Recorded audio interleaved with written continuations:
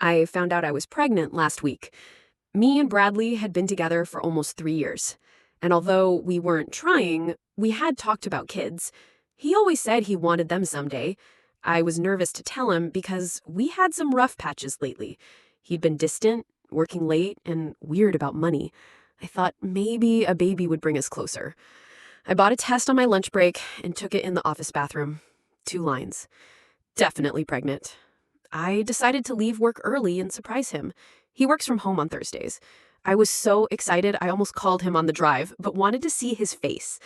Our apartment complex has this weird layout where you can see into our living room windows from the parking lot. I saw Bradley sitting on the couch with his laptop open. I was about to call out when I realized he was on FaceTime. I just stood there for a second watching. He was talking to Tracy, his ex from before we met. They broke up like 4 years ago, and he always said she was crazy and controlling. He told me they didn't talk anymore, but I could see her face on the screen.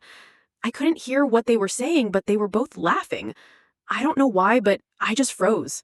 I didn't go inside. Instead, I went back to my car and called him. Told him I was leaving work early and would be home in 20 minutes. He sounded weird and said he was in the middle of a work call. I drove around the block and parked on the side street. Then I snuck back and stood under our living room window. I know how crazy that sounds, but something felt wrong. That's when I heard it. Bradley was still talking to Tracy. He was telling her how things were getting serious with me and how I was pressuring him about marriage. I wasn't even doing that. We had talked about it once, like 6 months ago. Tracy asked something I couldn't hear, and then Bradley said, "She's so stupid and desperate. She believes everything I say. I'm just using her for her money until you take me back. She's pathetic. Actually thinks we'll get married." They both laughed. I've been supporting us since Bradley lost his job last year. He said he was freelancing, but money was tight. I paid for everything: rent, food, his car payment, even the vacation we took to see his parents. Tracy said something else, and Bradley replied, "Yeah, babe, I know. Just a few more months and I'll have enough saved. She has no idea I've been putting money aside. Thinks I'm broke." I wanted to scream or throw up or both. 3 years of my life with this person who was just using me. And I'm pregnant with his baby. I don't know how, but I managed to keep it together. I walked back to my car, drove around for 15 more minutes, and then came home like nothing happened. I pretended to be happy to see him, kissed him hello, asked about his day. He lied to my face about having a work call, said he was stressed about a deadline, asked why I was home early, and I said I wasn't feeling well, which wasn't a lie. I felt sick to my stomach.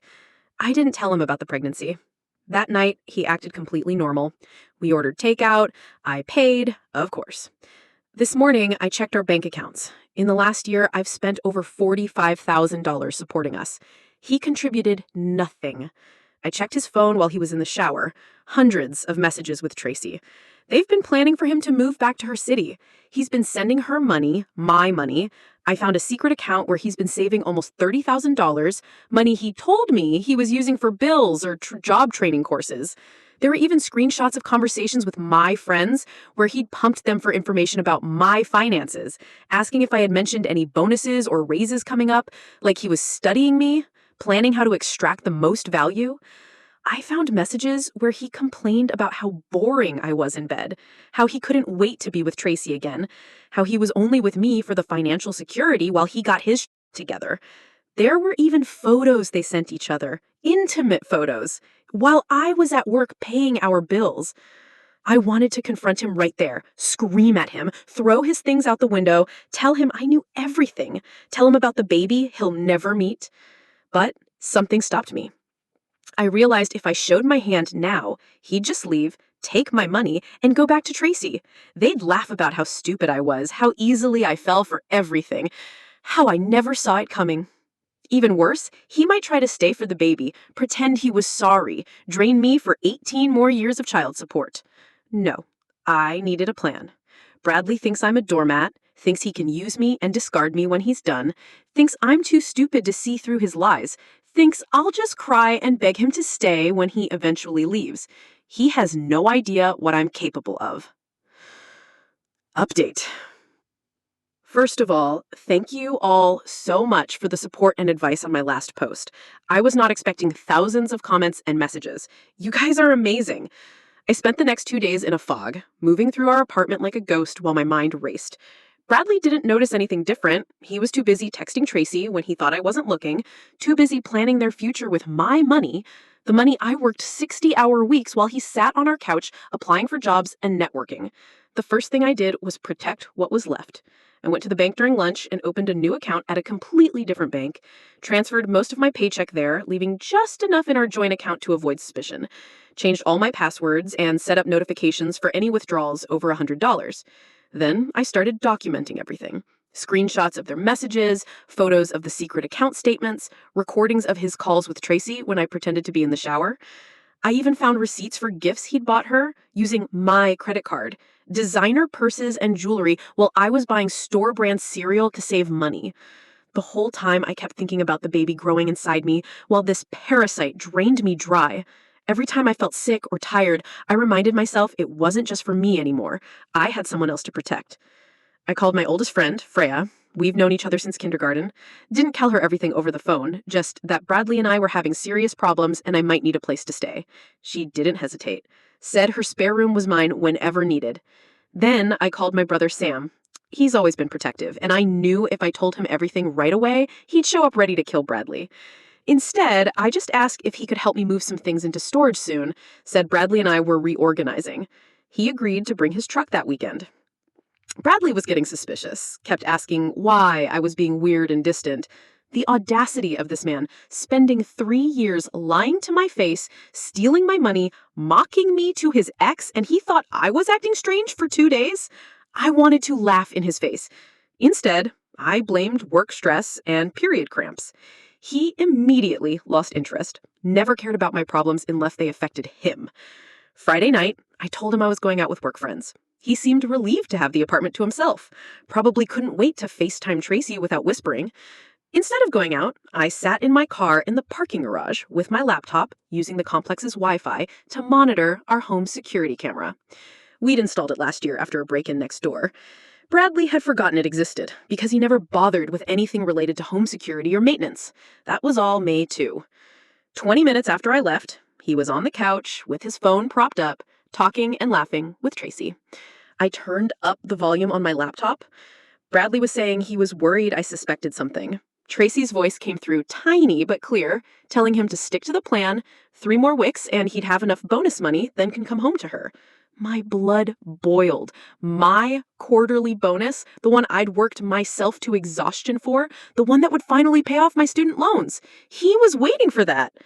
Bradley whined that he missed her, said it was hard pretending with me, that I was so clingy lately. Clingy? I'd barely touched him in months because he was always too tired or stressed about work. Work he wasn't even doing. They talked for an hour. Plans for trips they'd take with my money, jokes about how stupid I was. Tracy even suggested he should get me to buy him a new laptop before leaving, as a parting gift. They laughed about that hard. When he wasn't looking, something cold and calculating crossed Tracy's face, something that made me wonder if she was playing him, too. But then it disappeared, replaced by the sinister smile she wore whenever he looked at the screen. I had enough. More than enough. Time for action. Saturday morning, I told Bradley I needed to go into the office for a few hours. Instead, I went to see a lawyer. Angelina had helped a coworker through a nasty divorce last year. She listened without judgment as I explained everything. The theft, the deception, the pregnancy I hadn't disclosed. Angelina said financially, we had a strong case for fraud. He misrepresented his intentions to secure financial support. The text proved premeditation. We could potentially recover the money he'd saved, though it might take time. When I asked about the baby, she said gently that legally I wasn't obligated to tell him during pregnancy. After birth, he could petition for paternity and visitation, but given the circumstances, we could potentially limit his involvement. I nodded, taking notes on my phone. We discussed restraining orders, changing locks, and removing him from our apartment lease. I paid her retainer with money from my new account. That afternoon, Sam came over with his truck as planned. Bradley looked confused when we started loading boxes. I said tearfully, we were just reorganizing. As I'd mentioned, these were going into storage to make more space. What Bradley didn't know was that the boxes contained all my important documents, irreplaceable family items, and anything of value that was solely mine. While he watched TV, Sam helped load my grandmother's jewelry, birth certificates, diplomas, and photo albums into his truck. Things Bradley couldn't sell or destroy when everything exploded. Sam knew something was wrong. He kept giving me looks, but respected that I wasn't ready to talk. As he was leaving, he hugged me tight and whispered that whatever it was, I wasn't alone. I almost broke down then, almost told him everything, but I wasn't ready. Sunday morning, I went to brunch with Freya, but actually met with my bank manager. I had proof of Bradley's fraud, messages explicitly stating he was using me for money while planning to leave me. The manager flagged my accounts for additional security and helped dispute several large transfers Bradley had made, claiming they were for our expenses. When I got home, Bradley was still in bed, phone clutched to his chest even in sleep. I carefully took it, already knowing his password. My birthday, how thoughtful. There were new messages from Tracy about checking flights, saying once he got my bonus, they could book for the 18th, that I'd never know what hit me. Still couldn't believe I didn't check the accounts. I took screenshots and emailed them to myself and Angelina, then replaced the phone exactly as found. On Monday, I called in sick to work, waited until Bradley left for his networking event, coffee with Tracy, according to his location sharing, and withdrew $25,000 from our joint savings. Not everything that would alert him immediately, but enough. Transferred it to my new secure account. When he came home that evening, he was practically glowing, kept trying to kiss me, be affectionate.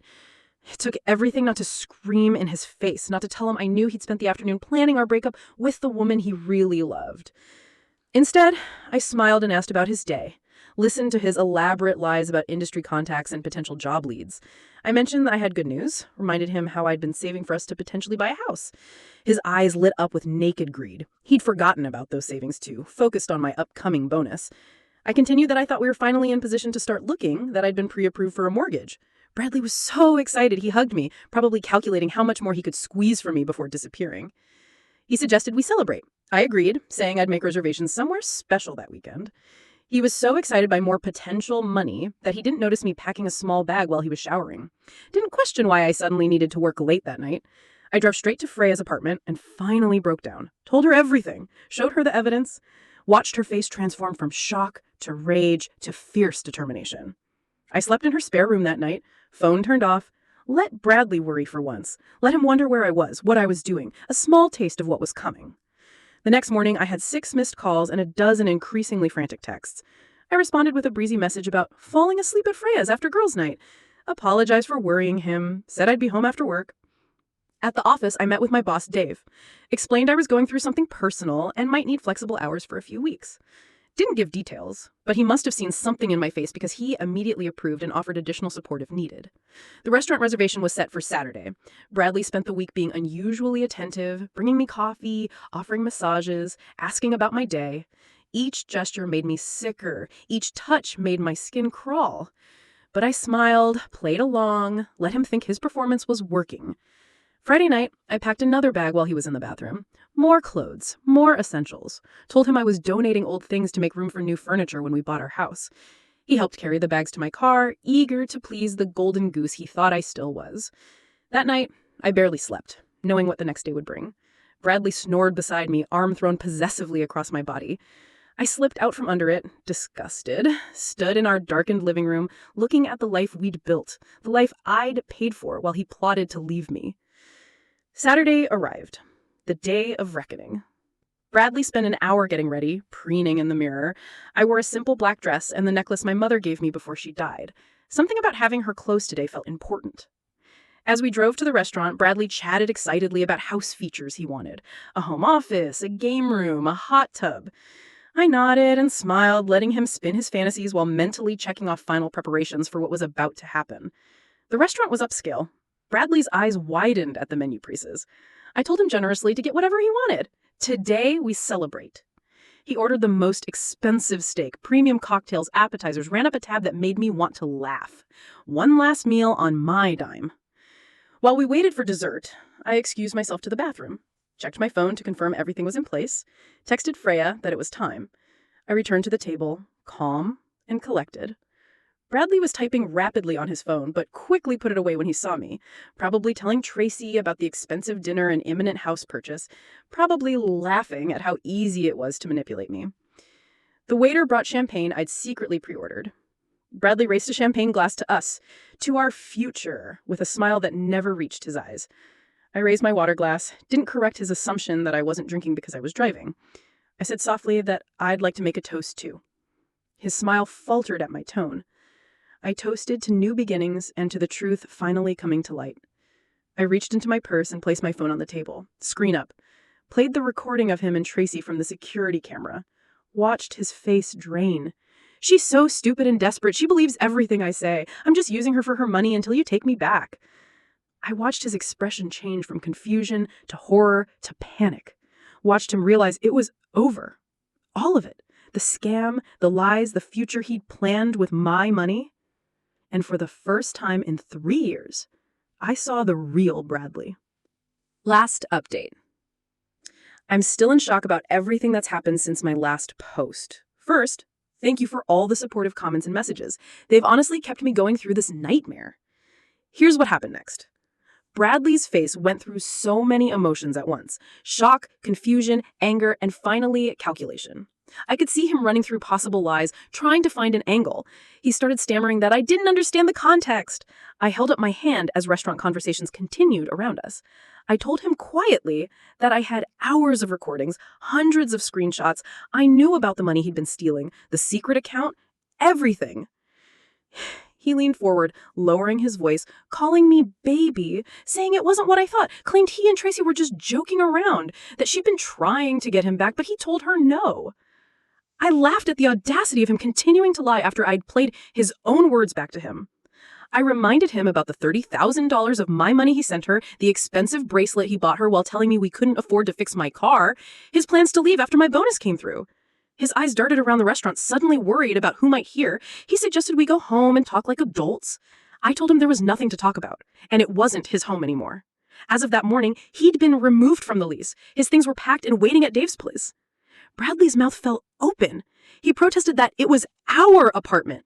I corrected him. My name on the lease, my rent payments, my apartment. He was just a guest who overstayed his welcome by about 3 years.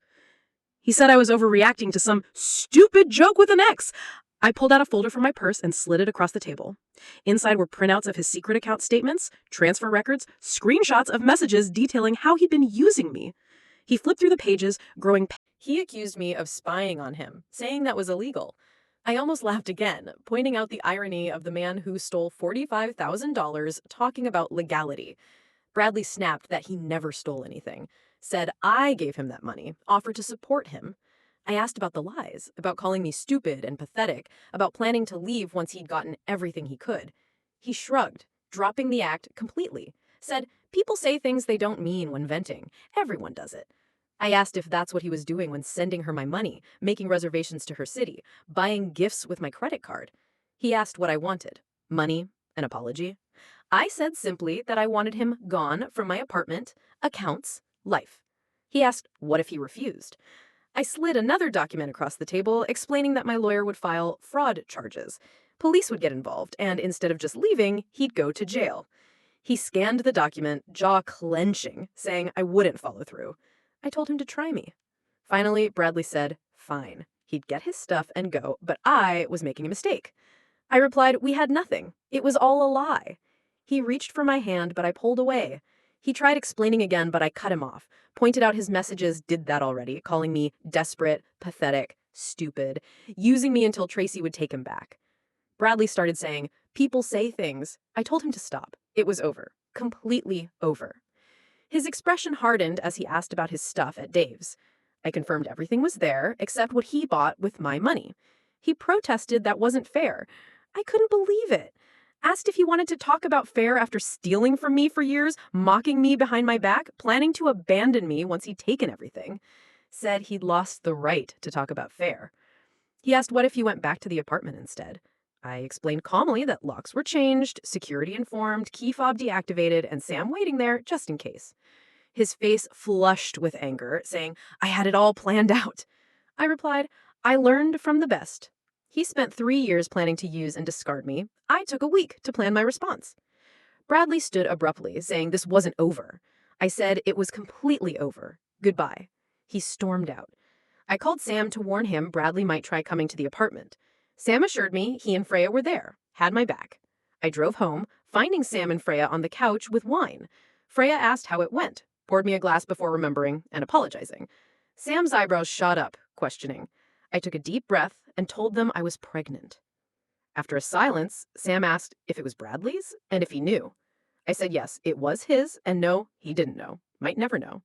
Freya promised they were there for me, whatever I decided. We talked through what happened at the restaurant and what might come next. Sam worried Bradley could become dangerous when cornered, and insisted on staying the night. Freya stayed too in my bedroom, while I took the spare room, couldn't face the bed I'd shared with Bradley. Around midnight, Bradley started texting. First anger and threats about lawsuits, then manipulation and apologies, claiming he loved me but was confused that Tracy pressured him. I forwarded each message to my lawyer without responding. At 2 a.m., he showed up pounding on the door, yelling my name. Sam spoke through the door, telling him I didn't want to talk and he should leave. Bradley shouted it was his apartment too. Sam replied, not anymore, and he should leave before we called police. Bradley kept pounding and shouting. Freya had already called 911. By the time officers arrived, Bradley had left, but they took a report for the restraining order documentation. Morning brought dozens more texts from Bradley, cycling back to apologies and explanations. I blocked his number. Sam and Freya helped clean out the last traces of him from the apartment. We found a hidden credit card statement showing more purchases for Tracy, photos of them together from when he claimed to be at job interviews. Around noon, Tracy called. I almost didn't answer, but curiosity won. She said Bradley was telling everyone I was crazy, making up accusations because I was obsessed, trying to ruin his life because he was breaking up with me. When I asked why she was telling me this, she said she thought I should be prepared. He was very convincing. Something in her tone made me pause. I asked how she would know that. She laughed softly, explaining he did the same to her 4 years ago, used her for money, cheated, then called her psychotic when she found out. I sat down confused about her FaceTiming with him, planning their future, him sending my money. She's saying she was playing him like he played me, but she knew what he was the first time this time. Said she just wanted her money back that he stole before moving on to me. I asked why. Tell me now. She said simply that he was dangerous when cornered, and I just cornered him publicly. He was humiliated, exposed, unpredictable. After hanging up, I sat staring at my phone, unsure if she was telling truth or this was another game. I called my lawyer about the conversation. She advised adding Tracy to the restraining order to create clear boundaries with everyone involved. Sunday passed with more texts from Bradley, from new numbers. I forwarded them all without reading beyond the first words. Monday, I went to work, trying to focus on normal life. Dave checked in without pushing for details. At lunch, I scheduled a prenatal appointment, making the pregnancy feel more real. The thought of having Bradley's baby still made me nauseous, but I was determined this child would have a parent who loved them unconditionally. After work, I went to Freya's as planned. Sam brought takeout and updates. Bradley tried accessing our empty joint accounts, showed up at Dave's ranting about suing me, called Sam, alternating between threats and pleas to talk sense into me. My phone rang with an unknown number at 8 p.m. Against my better judgment, I answered. Bradley's slurred voice asked if I thought I was so smart. I said calmly I was hanging up. Don't call again. He suddenly shouted, I've ruined your life, wasted 3 years of mine, called me a controlling... I ended the call. Blocked the number, added it to the documentation. Tuesday brought a certified letter from Bradley's lawyer demanding equitable distribution of assets and threatening to sue for his investment in the relationship. My lawyer called it laughable, said his lawyer would drop him once seeing our fraud evidence. By Wednesday, Bradley learned I was at Freya's. He showed up pounding on her door, shouting my name. Freya called police while I recorded his threats. Officers found him still yelling, intoxicated, and took him in for public intoxication and trespassing. Another incident for our case. Thursday, the temporary restraining order was granted. Bradley couldn't contact me, come near my home or workplace, or access my accounts or property. Sam served the papers, reported back that Bradley went white with fury, crumpling the documents and throwing them down. Friday, Bradley violated the order by showing up at my office. Security stopped him in the lobby. Dave witnessed everything, offered to testify. Bradley was escorted out, screaming I'd stolen from him, that I was a liar, that everyone would see the truth soon. Monday morning, I woke nauseated from morning sickness. As I sipped ginger tea, my phone buzzed with a text congratulating me on the baby, asking when I planned to tell him. My blood ran cold. I'd only called Freya, Sam, and my doctor.